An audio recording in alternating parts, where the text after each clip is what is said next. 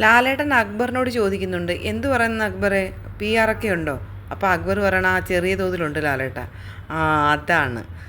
എന്നിട്ട് ചോദിക്കുന്നുണ്ട്, അനീഷിന് പി ആർ ഉണ്ടെന്ന് പറയുന്നതിനെ പറ്റി അക്ബറിന് എന്താണ് അഭിപ്രായം? ഓ, അത് ശുദ്ധ നുണയാണ് ലാലേട്ട.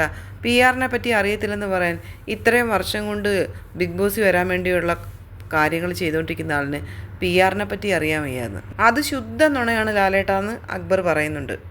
ഇതൊക്കെ പുള്ളിയുടെ ഒരു സ്ട്രാറ്റജിയാണ് ലാലേട്ടാ. ഇതിനെപ്പറ്റി ഒന്നും അറിയില്ല. പുള്ളി ഇങ്ങനൊരു ചോദ്യമുണ്ട്, എന്താണ് ഗെയിം, എന്താണ് സ്ട്രാറ്റജി, എന്താണ് പി ആർ?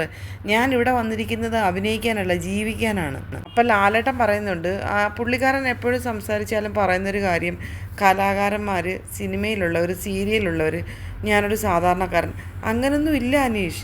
ഷാനവാസ് പറയുന്നുണ്ട്, ഞങ്ങളൊക്കെ ഇവിടെ അഭിനയിച്ചുകൊണ്ടിരിക്കുന്നതെന്നാണ് ഇവൻ പറയുന്നത്.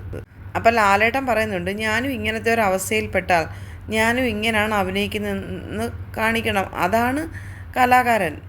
നമ്മൾ അഭിനയിച്ചേ പറ്റത്തുള്ളൂ ചില സന്ദർഭങ്ങളിൽ എന്ന് ലാലേട്ടൻ പറയുന്നുണ്ട്. അപ്പോൾ ഷാനവാസ് പറയാണ്, ലാലേട്ട ഇവിടെ ഏറ്റവും കൂടുതൽ അഭിനയിച്ചുകൊണ്ടിരിക്കുന്നത് അനീഷാണ്.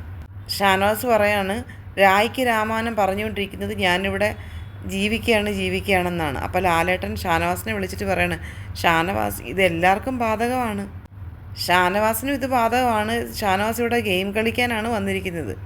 അതേന്ന് ഷാനവാസ് പറയുന്നുണ്ട്. ഷാനവാസ് ഇപ്പോൾ ഇരിക്കും, ഞാൻ പിന്നെ പിടിച്ചോളാം എന്ന് പറയുന്നുണ്ട്.